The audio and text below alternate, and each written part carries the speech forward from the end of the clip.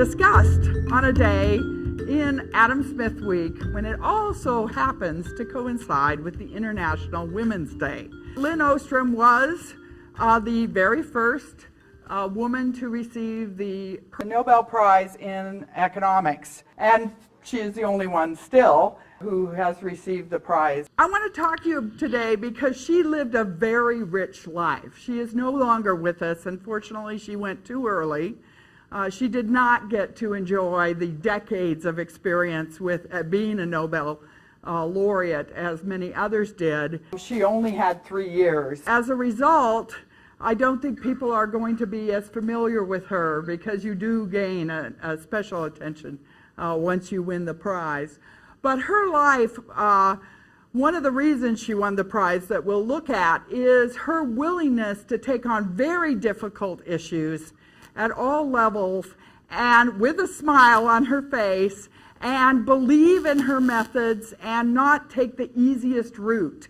She was very bright. She could have done the math and other ways of just going to the sort of what was traditional in mainstream economics, but instead she constantly pushed back against her discipline to try to make them recognize the importance of more sophisticated methods and models and the importance of individuals. And so here are some just different parts of her life. She had a lifetime of success. As I said, she won the Nobel Prize in 2009. She was born in 1933 in the height of the sort of Depression, and she was born in Los Angeles, went to Beverly Hills High School. Her mom got her in. They didn't live in the district. I don't know if that's ever come back to haunt any of them. As a result of her living during the Depression, she very much understood how people had to do for themselves and how they could solve and deal with some of the most difficult problems that are out there. She saw it firsthand. They had victory gardens.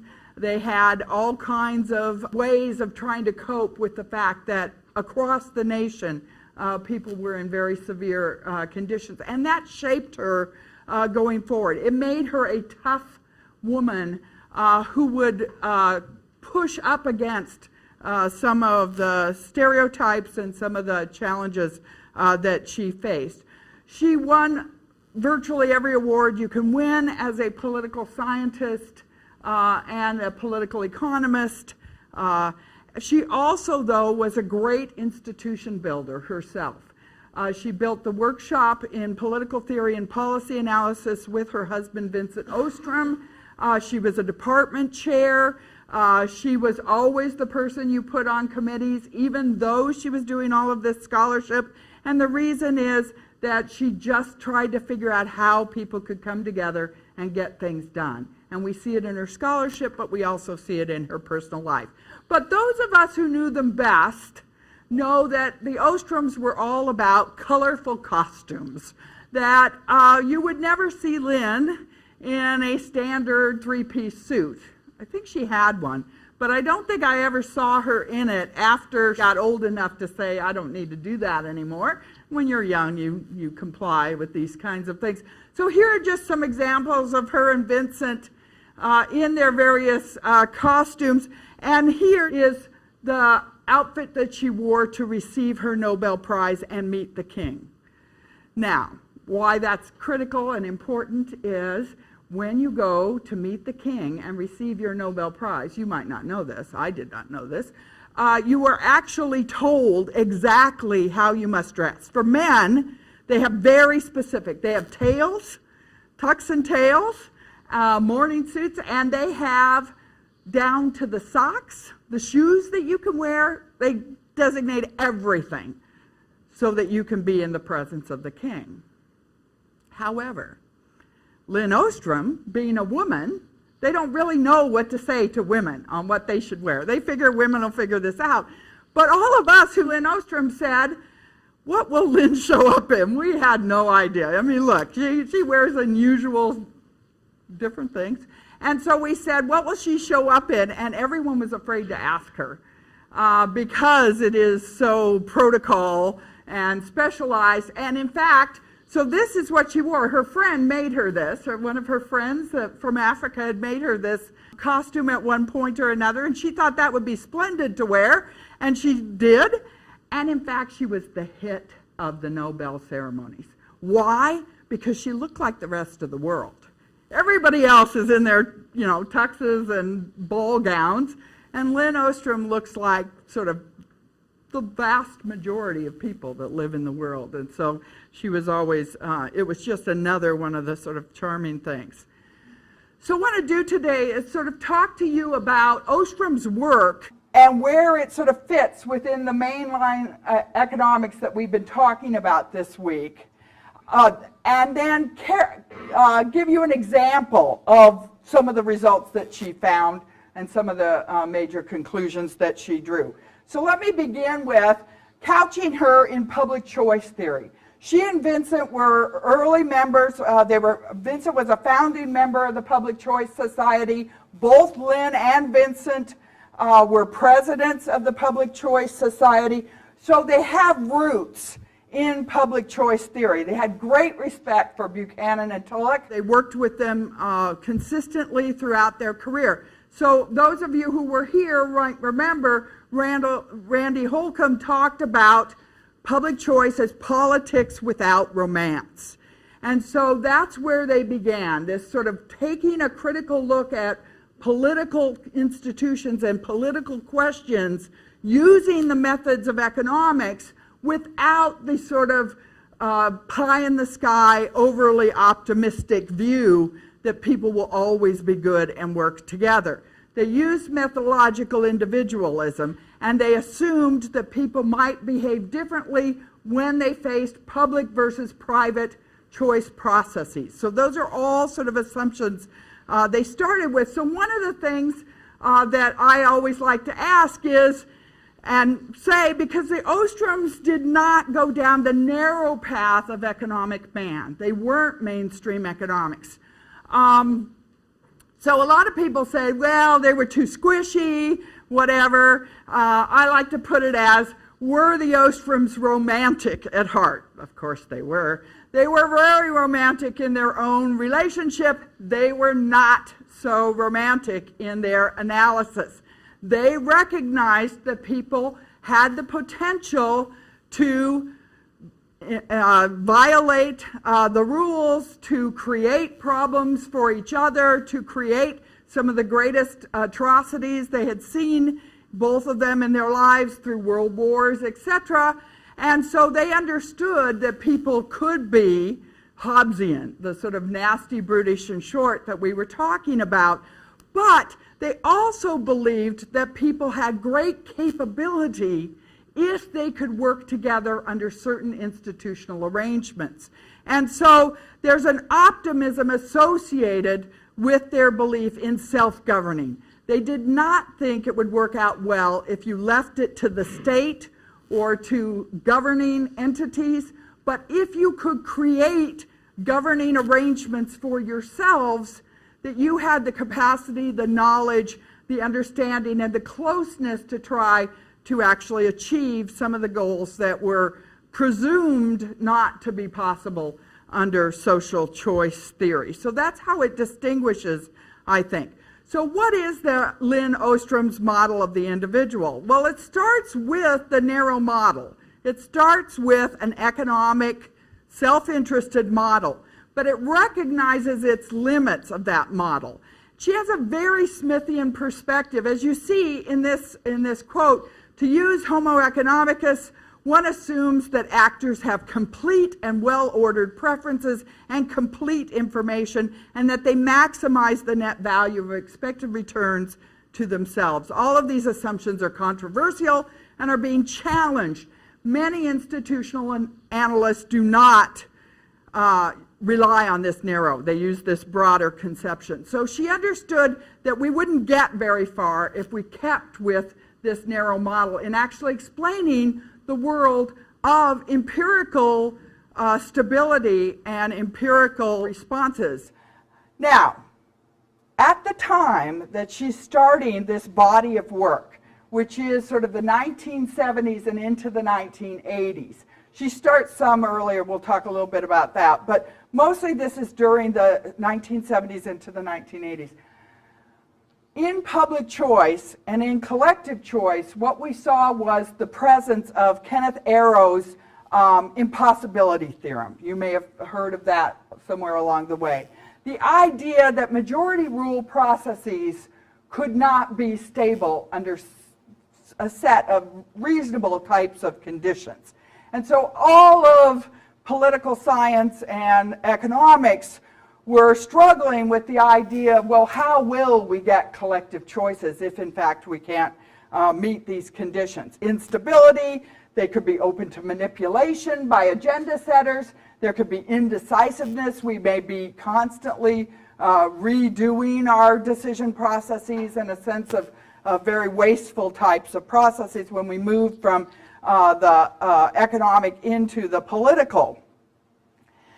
But the problem for the Ostroms was that they had been in a number of political settings, a number of different institutional arenas, a number of constitutional choice processes, and contrary to what Kenneth Arrow would tell us about social choice theory and all the theorists that followed after him, they found people were able to figure it out and come up with solutions. So how do they reconcile the empirical they're observing with the theoretical that they are, that is everywhere in the discipline, when they believe that these theoretical methods do have value? So they wanted to figure out how to make the theoretical approach sufficiently complicated and subtle so that it could actually account for real human beings making decisions. And that's their greatest contribution. They begin by simply saying, don't shun complexity. She understood that we frequently want to distill down so we can talk more generally about more and more different institutional settings. But by distilling down, we take out much of what's doing the work in that institutional setting. And so that is the tension that we exist, that you need to figure it out. And so a lot of people said, when she gave her public choice presidential address in the mid-1980s, she laid out institutional analysis, and she suggested the extent to which we really needed to have more complex institutional arrangements that we were talking about. It wasn't just majority rule. It was majority rule in a particular context with agenda powers and positions of power and different levels of understanding and learning and so on. And so if we looked at the simple model, yes, we would see chaos, but when we looked at the empirical, we would not. And so let's look at the complexity of that. That means you may need to drill down and drill down again and drill down again into all the little parts in order to be able to actually do that. Well, at public choice, you got pushback from the audience when they heard this. They said, if you do it that way, you will never be done. And Lynn Ostrom said, just watch me. So off, she never walked away from a fight. Man, this is a tough lady. Tough, tough lady. So instead of this one theory of collective choice, they wanted to develop the different ways that people might try to get at collective action and make decisions about it. And she recognized it would never be possible to relate everything that people were doing in every given setting. She knew that really would take a lifetime, because every time any variable changes, you now have a new institutional form, and you can't keep studying them over and over and over. So we need to find a method by which we can aggregate this understanding and make it more meaningful. So Lynn had a three-prong approach to understanding complex institutions. Understanding would come by first using theory that would try to distill down what the relevant variables were, taking that theory, generating some predictions on what you would expect, taking those into experimental labs. Lynn Ostrom also did experiments in the same style as Vernon Smith did. And again, they were very close, very good friends, and often communicated about the different experiments. And one of Lynn Ostrom's major collaborators, Jimmy Walker, was a student of Vernon Smith and someone who had worked with him, and so brought that to bear on it. So you have theory. Now, what's the logic of taking it into the lab? Well, the logic is the following. If it doesn't work in the lab where you're under where everything is under your own control, where you are distilling out all the other things that could be explaining it, then it is never going to work when you take it out into reality in the field. So you have to know your theory at least holds up to human beings, even in a controlled setting. If it doesn't work there, go back to the theory. Rework the theory, you've got it wrong. And so that's that first step. But you also needed to go out into the field, because if you didn't understand how real humans organize themselves, you wouldn't know what variables to bring in. We don't know how fishers in an African commons might use their fishing grounds unless we go out and try and find out how fishers in an African fishing ground are using it, or in a forest, or in a variety of different common pool settings. So you need to go out and see, what are they doing? Because by looking at them, they may create wonderful things, wonderful rules, wonderful ways of interacting that perhaps the theorist had not thought of, but now is observing right in front of herself. And so all of these things become important, and they are interactive. You never stop. You never stop until you're gone, and she did not stop until she was gone. But you go back and forth and always making it better, always adding to it and adding to our understanding. Well, there are some real problems, as I said. Public choice pushed back on her and said, you know, you're a little lady, you're a fool. And they called her little lady, too, which, you know, on International Women's Day, I think we can all agree that that's offensive. But anyway, even with some of the refining things that they brought to it, there were still these challenges. And they came from the problem of doing any kind of field work or empirical analysis. And that is, we are never the person actually knowing what the motivations were. We're always observing it and bringing our own understanding of what's happening to it and trying to interpret it from a distance. And so they spent their careers, and Lynn especially, trying to see if she could refine the way in which you could get within the mind of the participants. They believed people should govern for themselves, but analysts needed to understand that, and analysts were always outside. So how are you going to try and understand it? This is, I think, very similar to Adam Smith's impartial spectator that we talked about earlier in the week. The idea that how can you see the problem in the way that the person who is dealing with that problem sees it. Not in the way you would deal with that problem, but in the way they would deal with that problem. And that's awfully hard. Often they were fighting against what was happening in public administration and political science more generally, in a movement to experts to tell people how they should organize their lives and different decision problems. Follow these guidelines and you will have better policy. Follow this and you will solve that political dilemma. And so people were relying on experts and consolidation up to the national level or higher powers. And what Lynn and Vincent were both doing at the time was saying, let's see if that's what the people on the ground think will work. And if they don't think that will work, then we should look at what they do think might work. And so that impartial spectator kind of logic comes in. And learning comes in. That's the other aspect. Often we assume something about an individual and then assume it's constant all the way through. If you don't assume it's constant all the way through, how does this change the nature of the problem? Now, Vincent also was contributing to this. He was much more of the political philosopher behind it, and she was more the empiricist.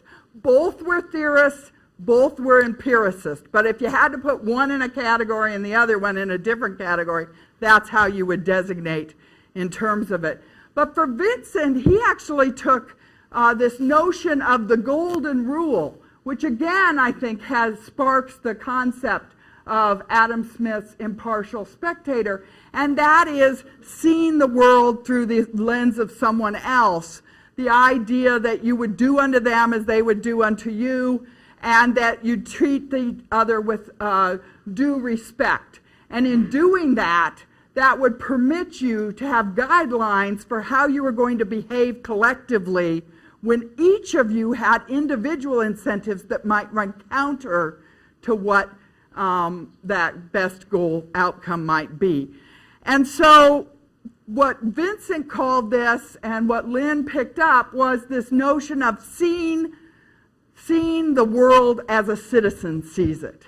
So instead of seeing it as the expert or the analyst or the outsider, you try to see it through the lens of how citizens try to do this for themselves.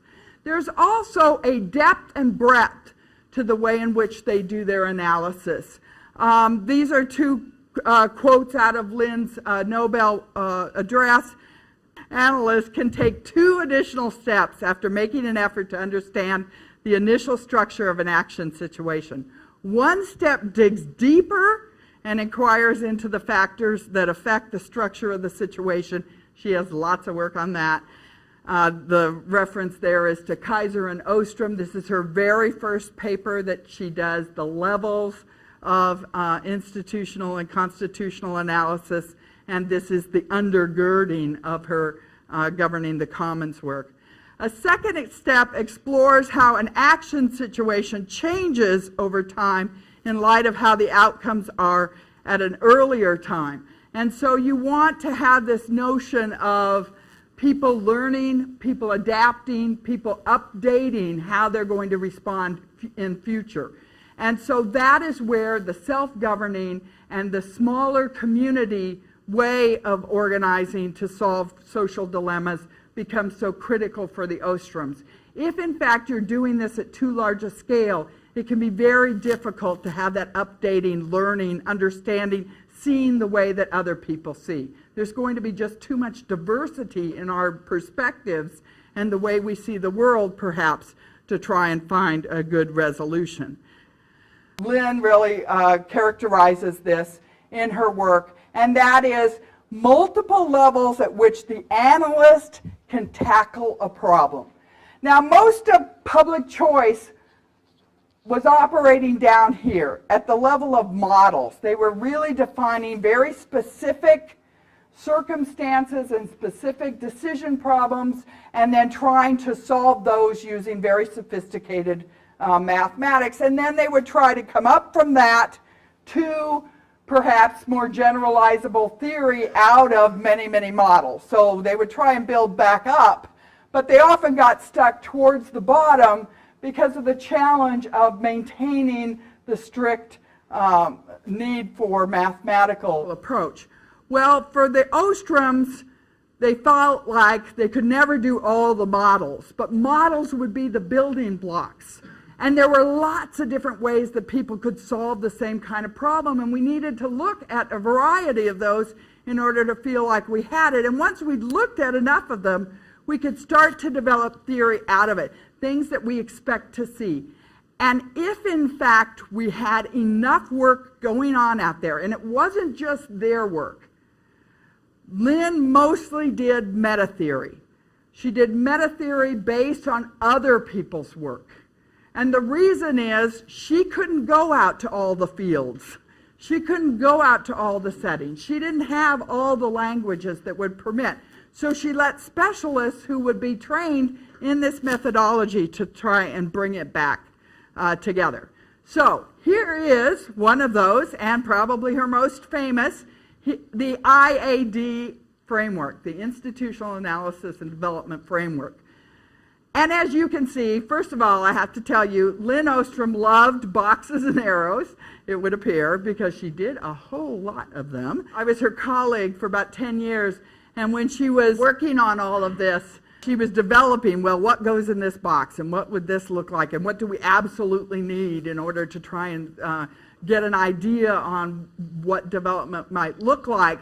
And so if, in fact, you were going to talk about policy reform, you had to start first with what are the conditions that underlie this type of policy or this type of problem, and then who's going to be able to take that on, those dilemmas, who's got a say in any of it, the actors, and then how they're going to interact with each other, the action situation. And then coming out of that, with information and a variety of other variables, you might then start to get the kinds of patterns that we observe people actually engaging in. And then you could come out the other end and say, is this a common pool setting that we would expect to be solvable? Is this one where they can come up with some institutional arrangement to keep it from going to destruction, as Garrett Hardin would have predicted at the time? And that gives you your outcome, and then of course it feeds back all the time. But we don't end there, of course. From any one of those boxes, you can drill down and get another box. So this is our action situation box, and this is the sort of internal structure of an action situation. This kind of methodology lets you do one thing. It lets you say, first of all, the world is complex. I want to use careful reasoning, careful analytic processes to try and understand what's going on here. But I know the world is really complex and there are lots of things going on at the same time. So how can I discipline myself as an analyst? This is not the fishers. These are not the folks sitting around going, well, I think we have an action situation here. This is not them. They're fishing. They're trying to survive another day. They're trying to make sure they have fish so that their kids don't starve. This is the analyst's way of trying to understand the circumstance they're going through and to get a handle on what's going to give them difficulty as they try and resolve it. And so that's where looking at all of these different studies, looking at all of these different settings, what is common to them that I need to understand as an analyst to start to say anything about them? That's what this is, and that's where the distilling comes. You look at thousands of things, and then you start to distill down into those critical factors that seem to explain the difference in failure or success. But Lynn never takes no for an answer, and so she didn't leave it at just common pool dilemmas, which were a big enough problem. People were, destroying fisheries by overfishing. They were destroying pasture lands by grazing. They were destroying forests. They were destroying water basins. She had observed many of these, and she knew the destruction. But that wasn't enough. She said, we can take this even further. And in fact, at the end, in the last decade of her life, she was working extensively on issues like global warming. So people often say, okay, you've gone down to this very narrow little set of institutions. She had actually come back up to some of the biggest problems that we face and talking about what are going to be the challenges in trying to get solutions to these very large, very dispersed types of problems. And this is their work on action, SES models and action situations. It takes into account not only these economic relationships that we see in these common pools, but also social features and cultural features in much greater detail, and tries to get a handle on that. And she was drawing on people from biology, she was drawing on people from anthropology and a variety of fields, having this interdisciplinary discussion about these most critical economic problems. And that's where she comes. Now, how does a common framework help us understand when we get at this high level, since we know we can't be very specific? Well, it helps identify the variables that affect the structure of action situations. So it points us to things we might then say, we need to keep an eye on this. This is going to be important. It helps us to study similar systems that share some of the same features and variables, while others differ. And so by looking at lots of different settings using a common framework such as this, we see this one doesn't have that. This one doesn't have a rule for addressing this kind of problem. How are the outcomes in each of those different? So what does that say about the importance of that rule? So even though they were very complicated, by having this kind of organizing framework, you could start to sort of simplify the kinds of things you needed to look at. And then you could also avoid overgeneralization. One of the real problems we get is everybody should privatize. Everybody should go under the state. The state should control everything. It should be all public property. And both of those are probably wrong. So if both of those are probably wrong, then what in between is right? Well, it's going to depend on a lot of very specialized circumstances and things that we need to distill out. And so they wanted to diagnose why some systems weren't resilient, why they didn't work, why they fell apart, while others did. That will tell us some of the things we might want to keep in mind as we do institutional design. Okay, so that's sort of their background on all that, the way in which they studied these problems. None of that really existed when they started down this path. They blazed this trail to come up with this and kept fighting when other people said, you'll never study it all. They kept studying it all. And so that means, you know, they get credit for that. And if you do that long enough, they'll give you a Nobel Prize. So keep persistence. Not everybody's going to get that Nobel Prize. You also have to be incredibly smart and wonderful and pleasant. I think niceness helps. The ones we talked about this week almost to a person were very, very nice as well. Very generous. They would write you no matter, you know, who you were or whatever in terms of and react to your work and so on.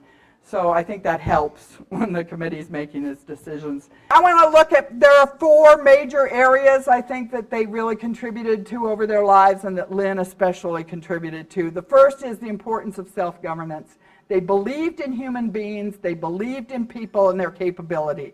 And that is very different than a lot of people in the policy world. So all of the work in that area has had meaningful movement in the field of political science and public administration especially. They also developed a lot of theory around polycentricity and federalism. At the time that they first started, Lynn's very first big empirical studies after graduate school were on metropolitan governance and police studies. And she studied service delivery in metropolitan areas using important empirical work. And contributing to it. She had things like, one of my favorites was the roughometer. Have you ever heard of this, a roughometer? Okay, a roughometer, they were going out and studying, do your streets have potholes? And people would say, my streets are more messed up than all the other streets. We live on the worst one. That mayor, that city council, they only care about those rich people. They never come down my street. I'm the last one to get my snow plowed, whatever. People all say that in surveys. So if you go out and do surveys, people complain. If you're a mayor, you really get a lot of complaints. Usually at 3 in the morning. They call mayors any time of day or night. How are we going to show that what these people are saying is actually true? Well, we got to come up with good empirical methods so people trust us. Because they don't believe us. They think we should have unigov. They think we should move everything to the center of big government, take advantage of expertise and scale. So we can do this more efficiently, and because all these little townships and all these water districts, what the heck is all that? We don't need all those extra people. That's just stupid. Small school districts, let's have one great big school district. They were fighting against that.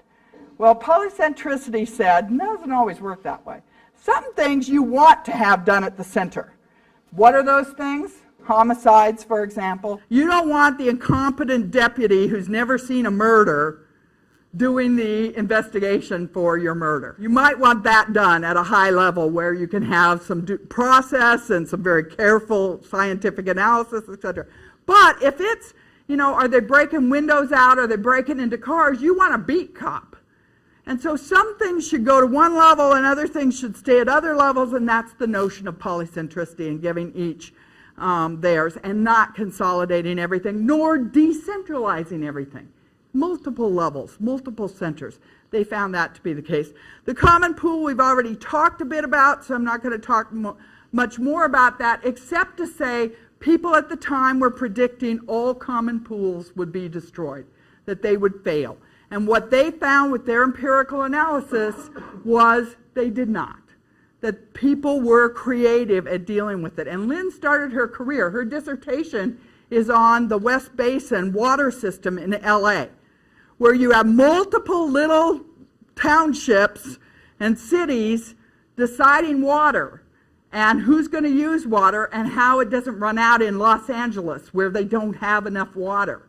And guess what? If you mess this up, thing about Los Angeles, it's got a coastline. The Los Angeles metropolitan, broad, not Los Angeles proper, but, all those little towns.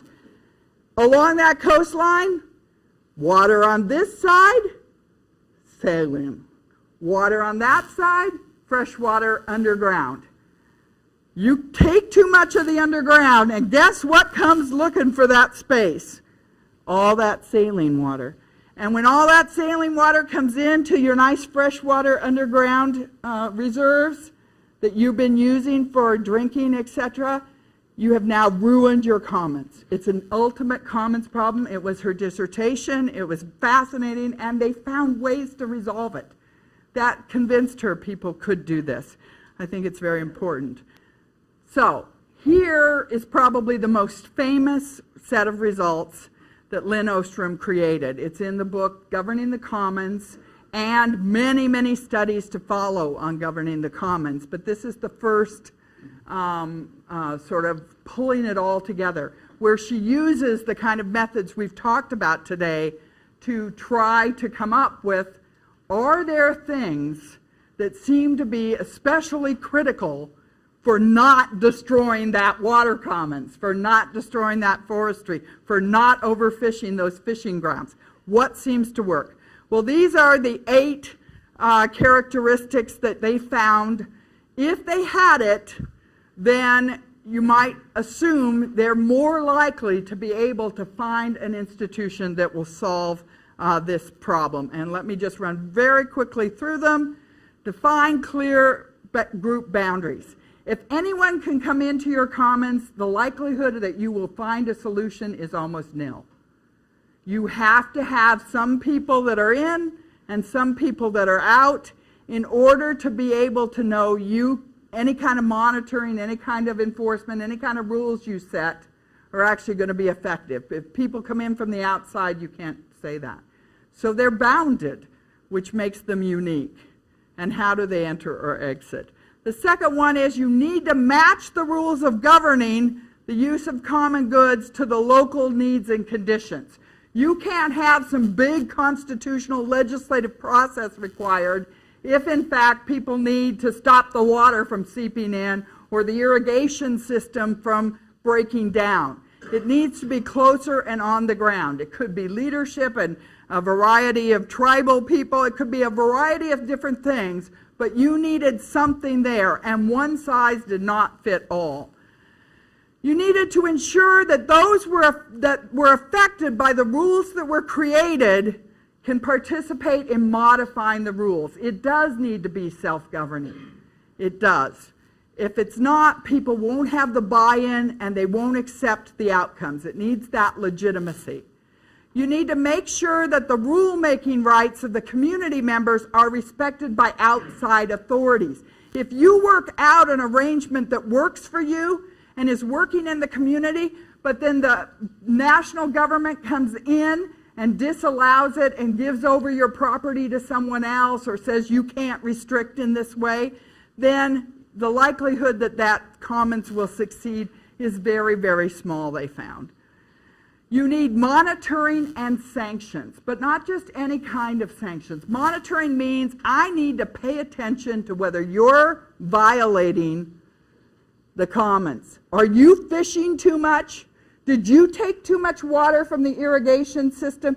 Has anybody lived on a farm or whatever where they used irrigation water that flowed by on a certain day, that you could take out? Well, that's unusual. Anyway, you have a lot of water, so that might be why.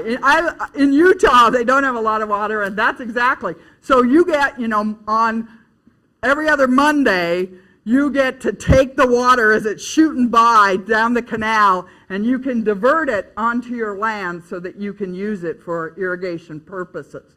But if you take the water on a day you're not designated, people will come and shoot you. They're very serious about this. It is Utah, so that's part of the explanation. But anyway, no, water rights are very important things. But the point is, if you're going to comply with that, you need to know who's doing it. And people kind of pay attention to what's going on around and see. But you need something else they discovered. Instead of just sanctions, you need graduated sanctions. You don't kill somebody the first time they violate the rules. You have to do something that's sort of the slap on the hand. Your professor says you didn't do a great job on this paper. They don't flunk you that first one. They try and teach you so that you get better at it. And so there needs to be a graduated system of that, and that's really critical. You need a judicial mechanism as well. You need someone who is actually going to resolve the conflicts that will emerge in these settings. The whole purpose of having these institutions is to resolve conflicts. And so if you don't have some final say or ways of resolving it, it might be you all go to the town bar that night and people talk amongst themselves and decide that you can't go to any of the good spots for a while. They may shun you. There are a variety of things that people can do and mechanisms. And then finally, the polycentric approach that we talked about earlier. You need to build responsibility for governing the common resource in nested tiers from the lowest level up to the entire interconnected system so that people understand the nature of the decision. And that freedom for them to make these kinds of decisions only comes by linking them to a system of accountability, and that is that outside. So I want to end here with just a reference. This is the mission of the Bloomington School. This is a quote from Lynn in an interview that she did with Pete Boettke, as part of some of the work on mainline economics. Virgil Storr and Pete Boettke and others, Stephanie, etc., were working on this. What they say is one of our greatest priorities at the workshop has been to ensure that our research contributes to the education of future citizens, entrepreneurs in the public and private spheres, and officials at all levels of government. Future citizens need to understand that they participate in the constitution and reconstitution of rule-governed polities, and they need to learn the art and science of association. If we fail in this, all our investigations and theoretical efforts are useless. At the end of the day, it was about people solving problems for themselves. I miss her. I gotta say, I'm sorry. The method of the workshop was language, listening, and respect. It came in every form that we interacted with people. The students had to present the Ostrom's work at the final workshop. And I don't mean finished work that was all polished already. I mean work in progress that had errors and needed to be corrected. And they expected students to come up and say, this is wrong. It's hard to tell a Nobel laureate this is wrong, but they expected that. And why did they expect students to be able to do that? Because students would bring a new eye. Students wouldn't have that, oh, you're a Nobel laureate, that must be brilliant.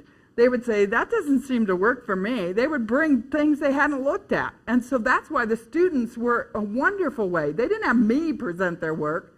They had students present their work, another scholar or a trained person. They lived what they taught. The workshop was polycentric, not hierarchical. They called it a workshop because it was an apprentice model.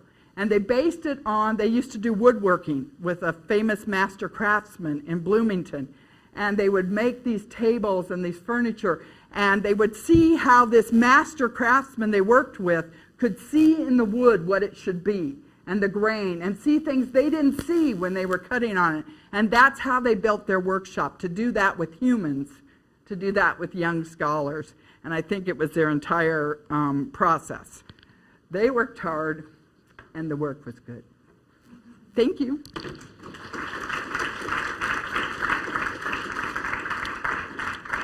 So I think I left a little time for questions, not probably enough, but she did a lot.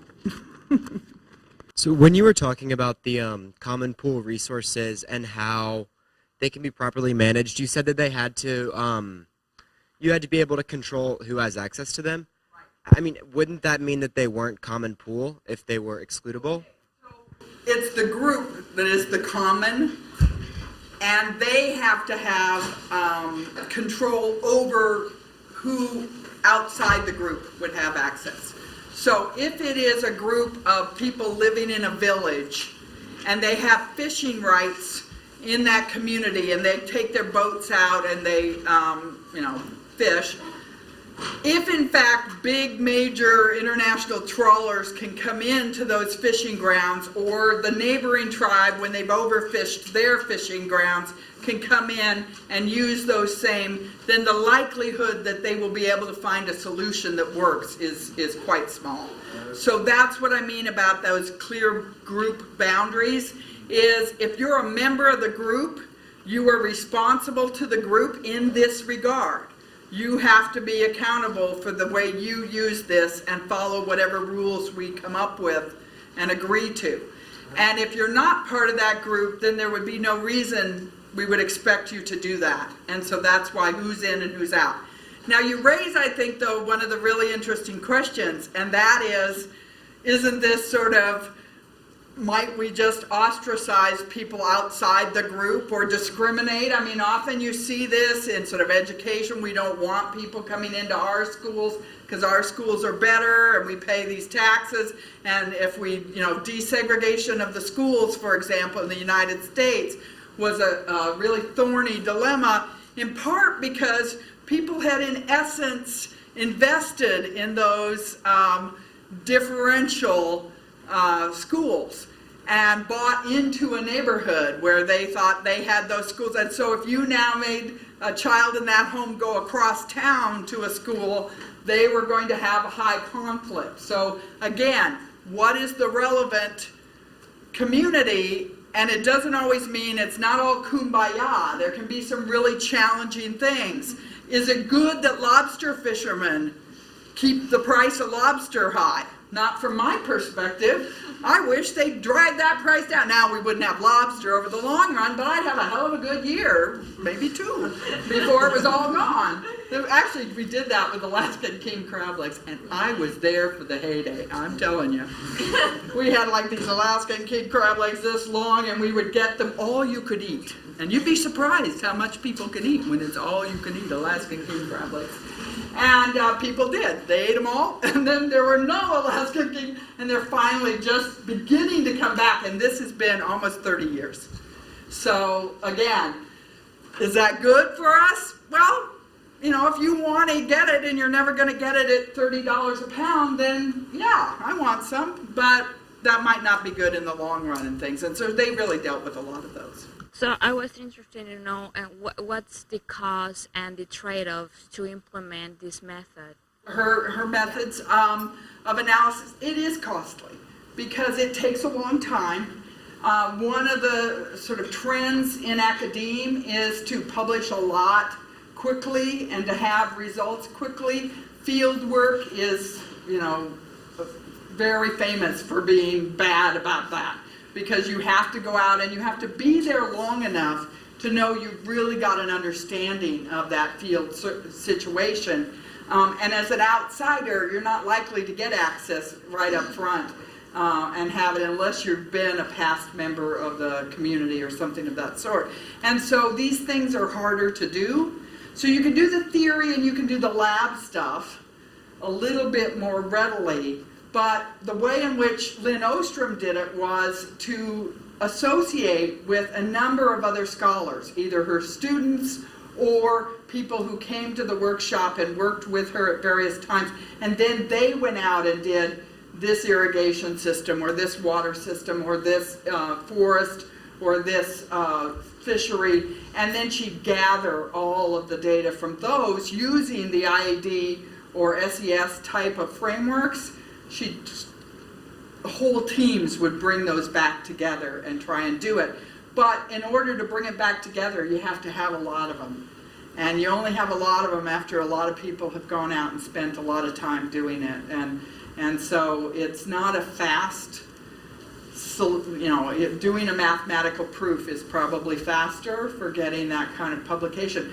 But it's one of the reasons why Lynn Ostrom was awarded the Nobel Prize. I think across the board, the 6 we've looked at this week have been people who did not give up when people in their discipline said, you should not be doing that. And you should be doing the thing everybody else is doing. But by doing the thing everybody else was doing, they didn't make enough of a contribution or distinguish themselves enough from it in order to get that Nobel Prize. So it is the gold ring. Lots of people work hard and don't get a Nobel Prize, though. So first, I would like to thank you for the presentation. It was great. They looked at these common pool issues all around the world and how different communities were able to solve them. And they emphasized the importance of tending to local values and local beliefs and how those things, you can't have a one solution, like one size fits all type of solution. I would just ask you to speak a little bit if they encountered some set of beliefs and values that they realized were more conducive to reaching these solutions than other sets of beliefs and values, because you compare like Americans, Europeans, and then they have different values and beliefs. Yeah. Like, are there beliefs and values that are more conducive to reaching these kinds of solutions? There are circumstances, I think, that are more conducive. I don't think they found there was a type of human that was more inclined. Now, all of the successes that she looks at in work like the Governing the Commons had very significant consequences of not solving the problem. These were people who lived on the commons. So if that commons was destroyed, that was their economic well-being. So the stakes are very high. So that's a beginning. So if you don't have that kind of level of circumstance, so the LA water basin is another. Those stakes are extremely high. How do you get coordination across all those in the U.S.? Mm-hmm. But we find people are able to resolve these if, in fact, they have the capacity to have discretion over how they design within these different categories. Communication, understanding of how the other person is. So when you get to the SES, you get to the very broad models. One of the real challenges is these cultural and language differences that don't allow you to get that level of understanding to see through the eyes of the other and understand that they're facing this too and able to work it out. So she was not overly optimistic that we would find a way of resolving those very broad international problems. And so I think that's, there weren't very many big successes. Those that were most likely to have these very specialized features. But we could say something even about those that sort of failed by the way in which they failed and see if we could correct that one component. So we still learned even when we didn't have a full success, if it was limited in its success. And so I think that's what her work tells us. Go read Governing the Commons. It's fun and got a lot of interesting, they burn the boats of fishermen that don't. And you get, these guys are, she goes, people go, oh, she's so kumbaya, all these people. I said, they burned each other's boat. These are not always nice people. They were tough when they were tough when people didn't comply with the rules that they had agreed to. So it kept it interesting. Anyway, don't go burn any boats. That should not be done. Thanks for incredible hospitality this week. You've been great. Thanks for you.